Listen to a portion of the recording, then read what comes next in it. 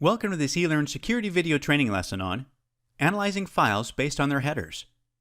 Identifying files and understanding their true nature is extremely important, especially when the suspect has removed file extensions, as you won't be able to search for files of interest based on file extensions. Furthermore, sometimes a simple hiding technique is used to bypass security measures, especially if you're searching for extensions. I will be using the HXD tool, but you can use any hexadecimal editor you like. For this video, we're using a scenario in which the suspect has removed all extensions from files he is storing on his computer, so it is not worth searching for specific types of files using the file extension.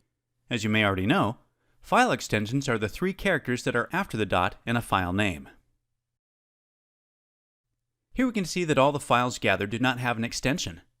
We have no idea what each of these files are.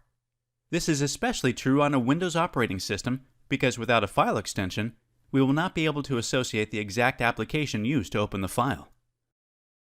Let's start the HXD tool, which is a free hexadecimal editor. All we need to do is drag and drop the file of interest on top of the application.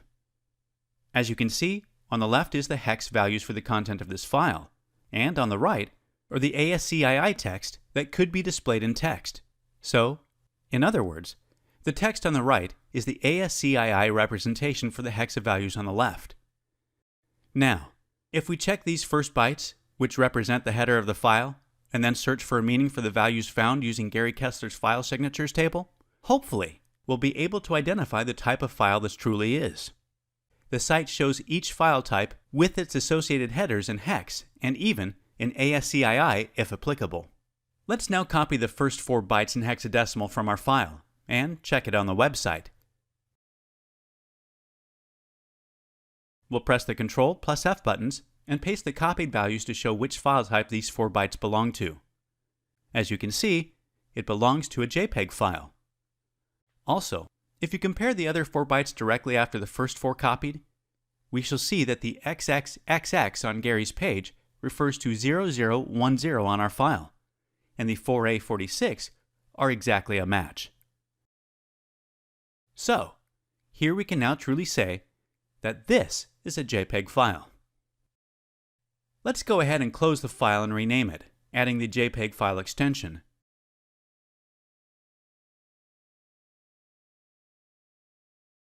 As you can see, it turned out to be truly a JPEG file, and we can see that from its thumbnail. Let's now check on the second file. Again, just drag and drop the file over HXD. Again, we have some hex values on the left, but not all of them are explained on the right, and that's okay. Let's copy the first readable bytes, MZ, and check it out.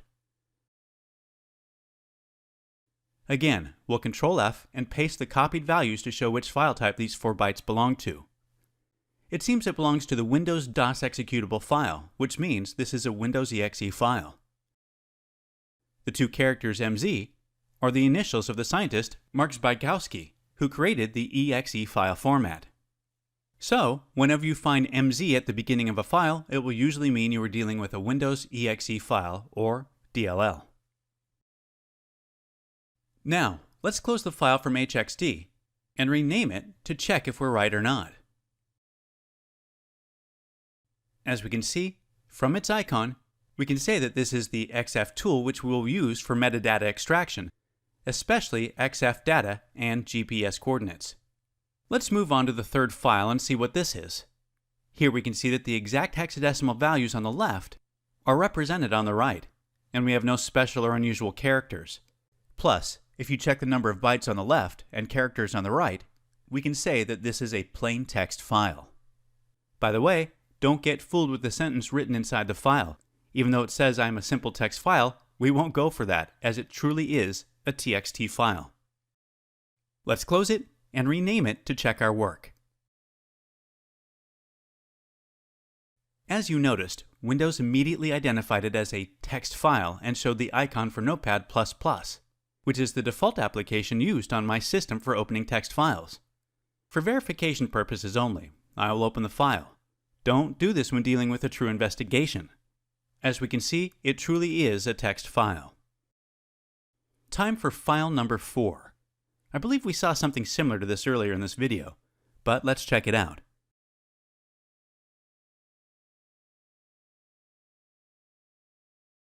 And yes, it truly is what we saw, which is for a JPEG file.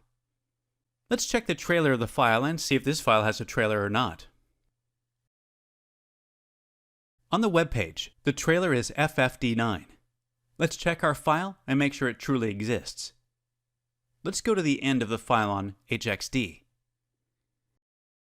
Here we have the 2 bytes FF and D9, exactly as mentioned on the web page for file signatures. Please note that not all files have a trailer. Some only have a file header with no trailer.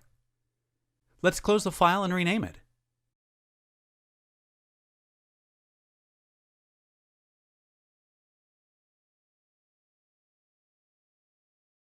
Yep, we have a JPEG file of a kitten. On to the final file we need to check. Here we can see the file starts with the 4 bytes, 25, 50, 44, 46, which corresponds to percentage PDF. Let's copy it and check that too.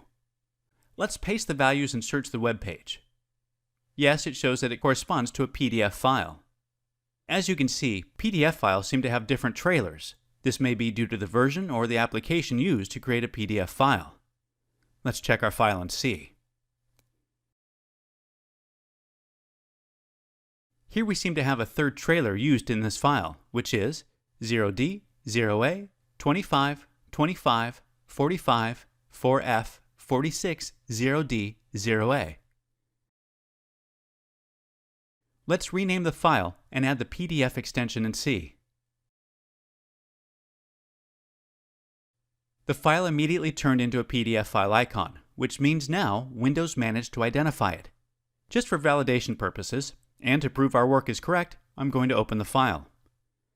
As a callout, do not open this file in a true investigation. You never know what the file might truly contain, as PDF files could potentially contain malicious content. As we can see, it is truly a PDF file. Let's go ahead and close it. As you saw in this video, we can use the simple analysis technique to identify a file's true nature. We saw how to check a couple of bytes and verify what file type it corresponds with. Make sure to bookmark this website for Gary Kessler. It will surely become handy to you soon. And this concludes this video lesson on analyzing files based on their headers. Thank you for joining us.